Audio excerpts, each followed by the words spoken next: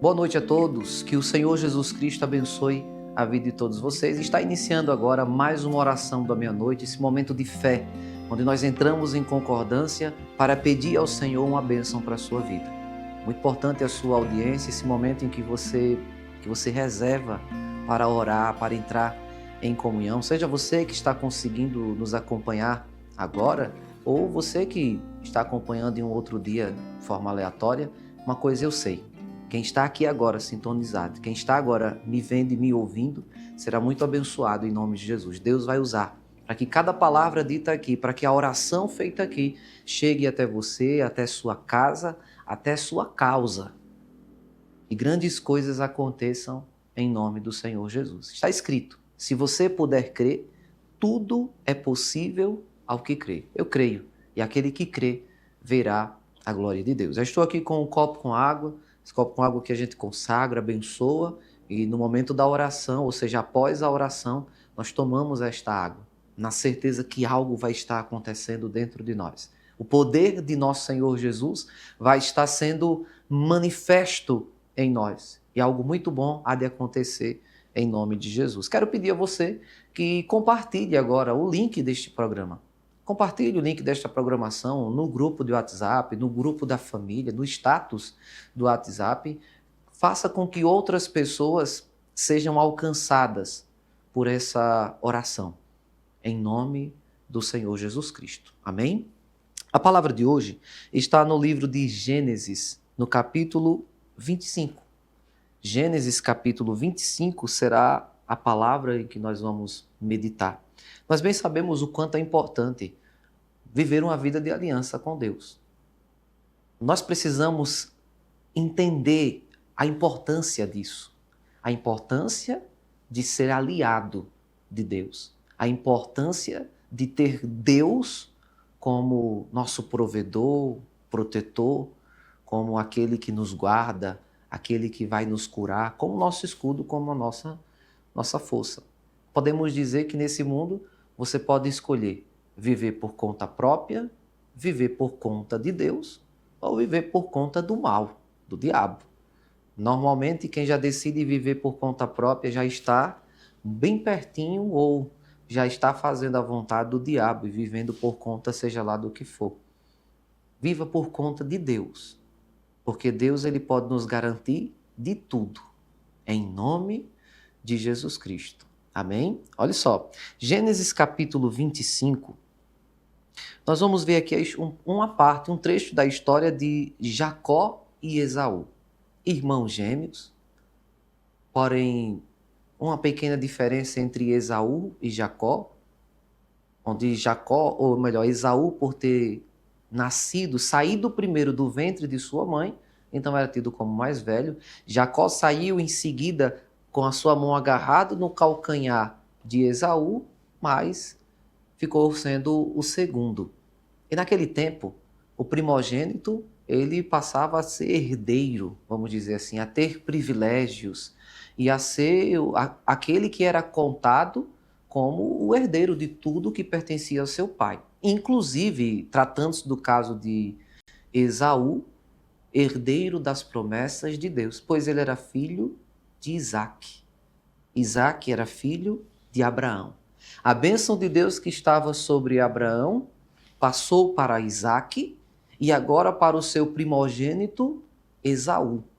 Embora irmãos gêmeos, mas Esaú, como eu expliquei, foi o que saiu primeiro do ventre da mãe, por isso passou a ser o herdeiro das promessas de Deus, herdeiro de tudo de seu pai e herdeiro da promessa de Deus. A promessa que Deus fez a Abraão, que faria dele uma grande nação.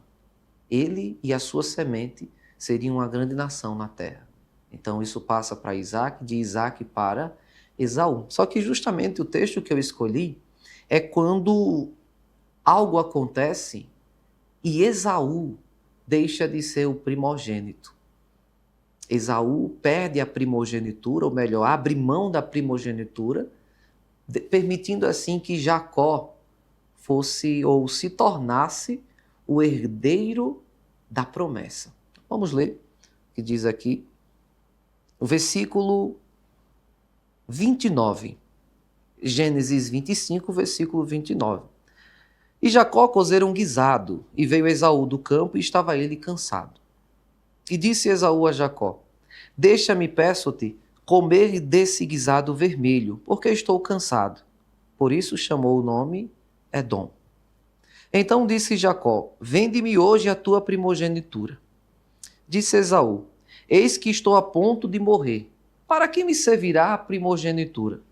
Então disse Jacó: Jura-me hoje.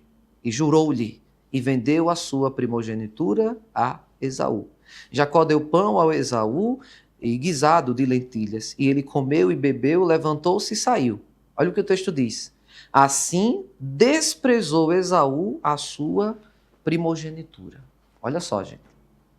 Alguns dizem até que Jacó era um enganador, ele enganou o seu irmão, mais na frente enganou seu pai, mas não. Se nós formos olhar bem da verdade, Esaú, ou melhor, Jacó, negociou, fez uma proposta. Jacó fez uma proposta a respeito da primogenitura. E Esaú, na sua fraqueza, aceitou.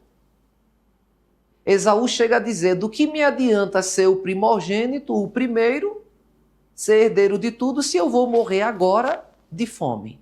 Então eu vou comer e aceito não ser mais o primogênito. Jacó pede para ele jurar e Esaú jura. Esaú jura diante dos céus e diante de Deus e diante de seu irmão que estava trocando a primogenitura por um prato de sopa e por um pedaço de pão. Esaú come, fica satisfeito e vai embora. O interessante é que se você for buscar ler mais um pouco, nós vamos ver que Esaú, ainda que tenha negociado, trocado a primogenitura por um prato de comida, para não morrer de fome, mas mais na frente ele age como se isso não tivesse acontecido. E ele tenta alcançar ainda assim a primogenitura e fica com ódio de seu irmão e até tenta matar o seu irmão por algo que ele permitiu. Esaú trocou a primogenitura com seu irmão. Ele aceitou não ser mais o herdeiro de Deus. Veja que no texto acrescenta-se dizendo: e assim desprezou Esaú a sua primogenitura. Esaú estava desprezando a sua primogenitura, Esaú estava desprezando a herança de Deus. Esaú poderia ter se comportado de outra forma, Esaú poderia ter negociado outra coisa, ou Esaú poderia ter dito ao seu irmão: eu não vou negociar minha primogenitura, vou embora e Deus vai me dar o que comer, mas eu não abro mão da herança de Deus na minha vida. Eu não abro mão de se tornar amigo de Deus, aliado de Deus na minha vida. Mas não foi assim que aconteceu. Jacó, entendendo quão importante era ser o primogênito, aproveitou o momento e lançou a proposta. O seu irmão, no desespero, na fome, aceita. Olha o que eu quero que você entenda. Existem pessoas que não estão sendo abençoadas porque elas trocaram a primogenitura. Trocaram a primogenitura por prazeres momentâneos. Trocaram a herança de Deus, trocaram bênção de Deus por ilusões, por mentira, por falsidade, por engano. Tem pessoas que não estão mais tendo tempo para ler, para orar, para ir para a igreja. Tem pessoas que não estão tendo tempo mais para Deus. Eu não estou aqui querendo criar um Deus. Deus já é e ninguém precisa inventar nada de Deus. Se tem uma coisa que Deus gosta, é do homem buscar ter um relacionamento com Ele. Uma comunhão, um relacionamento ativo, vivo. Uma fé acesa. Uma esperança acesa nele e por Ele. Uma sede por Deus. E quando isso não acontece, quando não sai daqui para lá, então também não vem de lá para cá. Entenda, eu vou repetir. Quando não sai de mim para Deus, então também não vem de Deus para mim. Então tem pessoas querendo a herança, só que elas não são mais herdeiras. Porque por algum motivo elas abriram mão disso. Por alguma ilusão, por algum engano, por alguma mentira, por algum prazer, por alguma proposta, por algum desejo, por alguma fraqueza, por algum pecado, por alguma falha, por alguma brecha, mas alguma coisa acontece ou aconteceu, e a pessoa muda o seu conceito, muda a sua fé, muda a sua forma de enxergar Deus.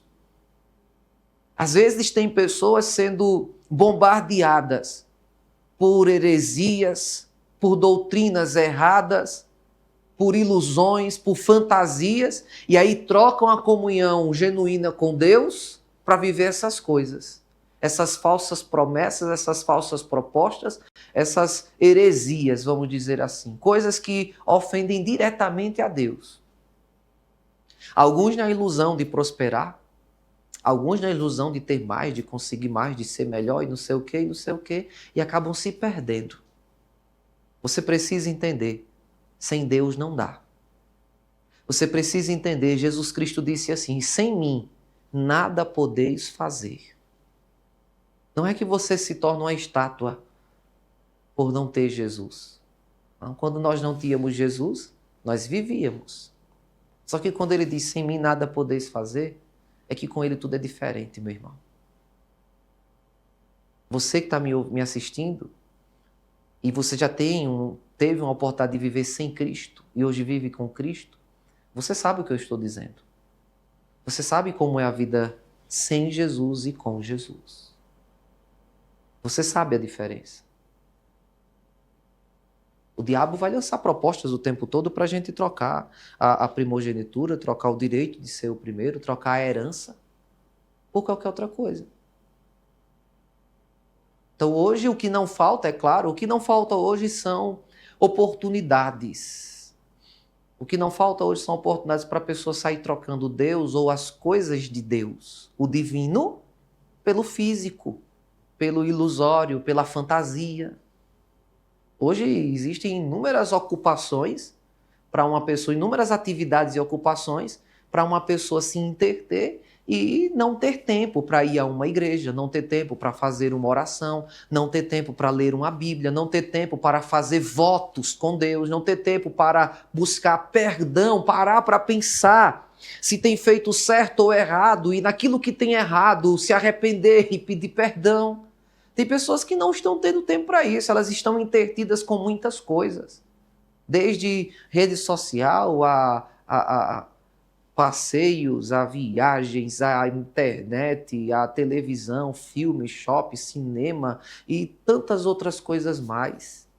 Outros iludidos, cegos, para viver uma vida de fantasia, de curtição, de ilusão, mas no final das contas a pessoa se encontra no nada. Satanás tem muitas armas para distrair, para comprar os herdeiros. E a questão que fica aqui é, você vai trocar a sua primogenitura? Você vai trocar o seu direito de ser abençoado? Você tem feito isso? Você fez isso em algum momento e hoje sente a consequência. Você, quem sabe, até carrega marcas disso na sua mente, no seu espírito e até no seu corpo, de coisas que deram errado. Eu fiz aqui algumas perguntas. E cada um com certeza, enquanto eu perguntei, cada um tinha uma resposta. Cada um teve uma resposta. Se você trocou a primogenitura, meu irmão, volte. Se humilhe nos pés de Jesus. Tome posse do que é seu. Você é herdeiro, você é filho de Deus, você é lavado no sangue de Jesus. Se você está iludido, enganado por alguma coisa e está nesse processo de deixar a herança de lado para viver algo provisório, momentâneo, repreende isso agora em nome de Jesus. Fica firme. Esaú trocou a primogenitura por um prato de sopa, um pedaço de pão, dizendo ele que não adiantava ser o primogênito se morreria de fome. Jacó, bem esperto e consciente de como era importante ser o primogênito. Tem pessoas que só sabem como é importante e como é bom ser o primogênito depois que perdem a primogenitura, depois que ficam de fora. Eu posso até dizer antes de orar que isso é uma das coisas que vai acontecer no grande dia do Senhor. A Bíblia diz que Jesus vai voltar e das nuvens com seus anjos vai chamar a sua igreja. E os que não são igreja, eles vão ficar. Os que não são batizados, lavados no sangue de Jesus, eles vão ficar. e vai haver pranto, vai haver desespero. Alguns vão chorar e querer se arrepender naquele momento. Só que esse dia não vai ser mais um dia para arrependimento. Porque Jesus deu anos e anos para a pessoa se arrepender. O dia que Jesus voltar, não vai ser mais para ver se alguém se arrepende. Vai ser para chamar os arrependidos. Vai ser para chamar os herdeiros. Vai ser para chamar os primogênitos. Pense nisso. Vamos orar. Feche seus olhos, se assim você puder. Entre em oração em concordância comigo. Pai, em nome do Senhor Jesus, quero consagrar e abençoar agora este copo com água e declarar a bênção do Senhor, meu Deus, na vida de todos que tomarem da água. Se existe mais algum objeto sendo apresentado, eu peço que o Senhor abençoe, que o Senhor estenda as tuas mãos e consagre neste momento esses objetos. Quero te pedir também, Senhor, se existe alguém que trocou a primogenitura, que não é mais abençoado, porém um dia foi, e essa pessoa ouve essa oração, assiste essa programação e em seu coração se arrepende. Se o arrependimento, Senhor, é sincero e verdadeiro, que o Senhor devolva tudo e muito mais. Que essa pessoa tenha a sua vida restituída, restaurada. Não que não seja como era antes, seja melhor. Que a glória da segunda casa seja maior do que a primeira. Eu declaro a bênção de Deus na sua vida. Na sua vida, na vida daquele que não tem se rendido às propostas do mundo e que não abre mão de ser herdeiro de Deus. Daquele que não se corrompe, daquele que permanece firme, intacto na sua fé e buscando a sua comunhão com Deus, buscando valorizar, priorizar e dar importância à sua comunhão com Deus. Ore comigo e diga: a minha comunhão com Deus é importante. A minha aliança com Deus é importante. A minha conexão com Deus é importante. O Senhor Jesus é importante para mim. Ser cristão é um privilégio para mim. Ser um salvo é um privilégio para mim. Continue orando comigo e dizendo: eu sou de Deus. Ele é o meu Deus. Eu sou lavado no sangue do Senhor Jesus. E nem o diabo e nem ninguém vai mudar isso. Que todos digam amém. Com muita fé, tome agora esta água, em nome de Jesus.